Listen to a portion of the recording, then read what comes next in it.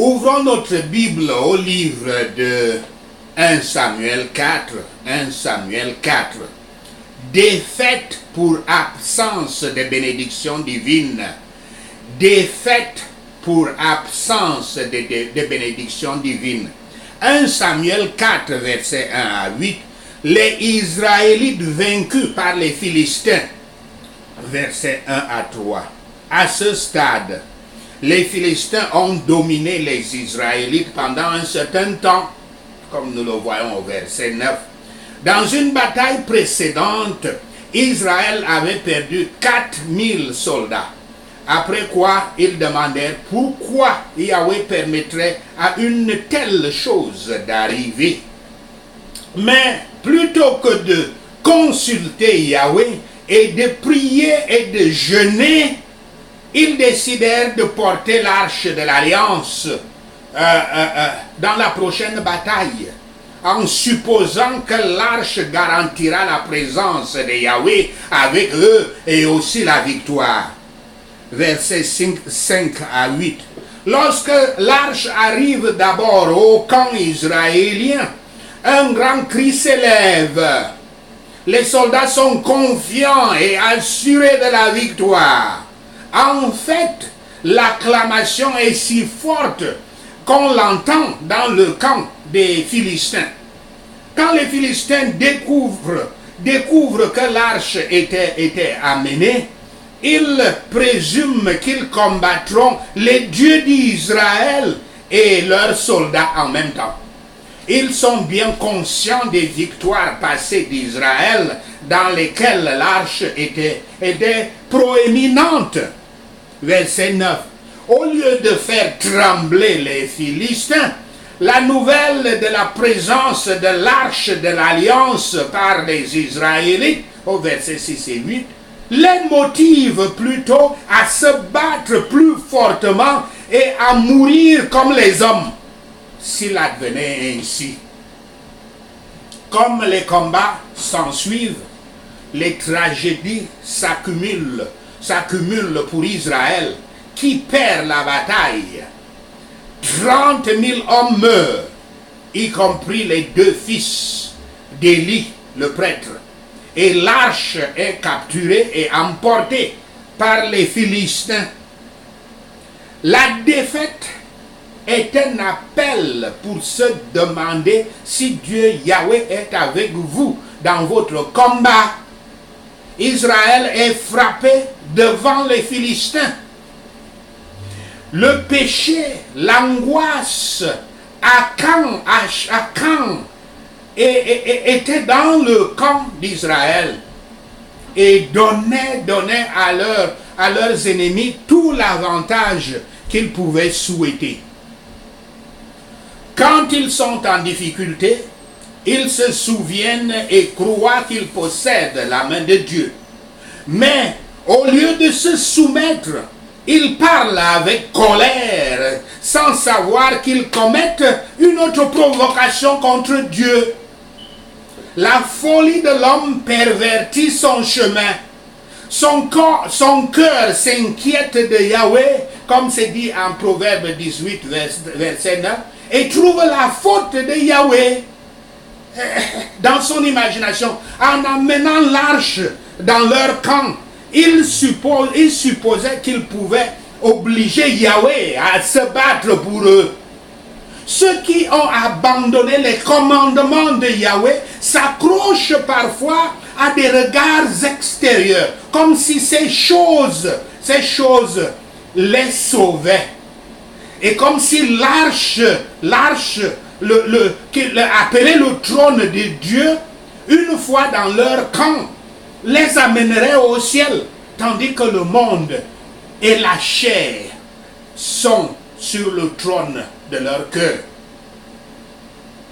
1 Samuel 4, versets 10 à 11. L'arche est prise. L'arche est prise. Les fils d'Élie sont aussi tués. La prise de l'arche était un grand jugement sur Israël et un certain signe du déplaisir de Yahweh. Que personne ne pense à s'abriter de la colère de Dieu. sous le déguisement d'une profession extérieure, verbale. Yahweh est omniprésent et omniscient et omniprésent. Il ne peut pas se limiter à un seul endroit ou objet sur terre. L'omniprésence de Dieu, c'est de dire que Dieu est présent partout. Dans de nombreuses religions, Dieu est considéré comme omniprésent, alors que dans le judaïsme, dans le judaïsme et le christianisme, cette vue est encore subdivisée en la transcendance et en l'immanence de Dieu. Parlons-en. Bien que Yahweh ne soit pas totalement immergé dans le tissu de la création, ce qu'on appelle le panthéisme, il est présent partout, en tout temps. La présence de Yahweh est continue tout au long de la création, bien qu'elle ne soit pas révélée de la même manière, au même moment, et partout, que partout dans le monde. Parfois, Yahweh peut être activement présent dans une situation alors qu'il ne révèle pas qu'il est présent dans une autre circonstance, dans une autre région. Les Saintes Écritures révèlent que Yahweh peut être présent dans une personne de manière manifeste, comme cela est dit dans Somme verset 46 et 1, Somme 46 verset 1 et Ésaïe 57 verset 15, et il est aussi présent dans toutes les situations de toute la création à tout moment, comme cela est dit dans Somme 33 verset 13 et 14. L'omniprésence est caractéristique de Yahweh, et la caractéristique de Yahweh d'être présent à toutes les gammes de temps et de l'espace. Bien que Yahweh soit présent dans tout temps et espace, il n'est pas localement limité à n'importe quel moment ou espace. Yahweh est partout et en tout. Maintenant, aucune molécule ou particule atomique n'est si petite que Yahweh n'y soit pas présent, et aucune galaxie si vaste qu'il ne la couvre. Mais si nous devions supprimer la création, Yahweh le saurait encore, car il connaît toutes les possibilités, qu'elles soient réelles ou non. Yahweh est naturellement présent dans tous les aspects de l'ordre naturel des choses, de toutes les manières, des temps et de l'endroit, comme cela est dit dans Ésaïe 40, verset 12 et Nahum 1, verset 5. Il est activement présent d'une manière différente dans chaque événement de l'histoire, en tant que guide providentiel des affaires humaines, comme cela est dit dans Somme 48, verset 7, 2 Chroniques 20, 37, Daniel 5, verset 5 et 6. Yahweh est spécialement présent en ceux qui invoquent son nom, qui intercèdent pour les autres, qui adorent Dieu, Yahweh, et qui pétitionnent et qui prient sincèrement pour le pardon, comme cela est dit dans Somme 46, verset 1. En vérité, il est présent dans la personne de son Fils, le Seigneur Yahshua Christ, comme c'est dit dans 1 Corinthiens, dans Colossiens 2, verset 19, et il est mystiquement présent dans l'Église universelle qui couvre la terre et contre laquelle les portes de l'enfer ne prévaudront pas. Que Yahweh soit présent dans un lieu où les méchants seraient partis, à savoir l'enfer, cause une certaine consternation dans certains esprits. Cependant, ce paradoxe s'explique par le fait que Yahweh peut être présent, parce qu'il remplit toutes ces choses avec sa présence, comme cela est dit dans 1 Corinthiens 17, et le défend, et défend tout par la parole de sa puissance, comme cela est dit dans Hébreux 1, verset 3. Mais il n'est pas nécessairement partout pour bénir. Il y a des différences de sa présence. Il n'est pas partout pour bénir. De même, Yahweh est parfois séparé de ses enfants à cause du péché, comme cela est dit dans Ésaïe 52, verset 9. Et il est loin des méchants, comme cela est dit dans Proverbe 15, verset 29, et ordonne aux sujets impies des ténèbres de partir en fin de période à un lieu de châtiment éternel. Mais il est toujours là, au milieu d'eux. Il sait ce qui souffre, il sait ce que souffrent ces âmes qui sont maintenant en enfer. Il connaît leur angoisse, leur cri de répit, leurs larmes et leurs chagrins pour l'état éternel dans lequel ils se trouvent. Il est là, dans tous les sens, comme un rappel perpétuel de leur péché qui a créé un gouffre entre eux et toute bénédiction qui pourrait être autrement accordée. Il est dans l'enfer et dans le milieu des pécheurs de toutes les manières, mais il ne montre pas d'autres attributs que sa colère. Donc il y a une différence dans la présence de Dieu, sa présence de Dieu pour la colère, la présence de Dieu pour les bénédictions. De même, il est aussi dans les cieux et au milieu des saints, manifestant toute bénédiction que nous ne pouvons même pas commencer à comprendre ici. Il présente sa multitude de bénédictions, son amour multiple, sa bonté multiple. En effet, toute chose autre que sa colère dans les cieux, dans son royaume. L'omniprésence de Yahweh devrait nous rappeler que nous ne pouvons pas cacher à Yahweh quand nous avons péché, comme cela est dit dans Somme 139, versets 11 et 12. Mais nous pouvons revenir à Yahweh dans la repentance et la foi sans même avoir à bouger, comme c'est écrit dans Ésaïe 57, verset 16. 1 Samuel 4, verset 12 à 18, la mort d'Élie, verset 13 à 15. Élie s'est stationné, s'est assis sur la route, attendant avec impatience une nouvelle des batailles. Un Benjamin qui s'était échappé de la bataille finit par arriver.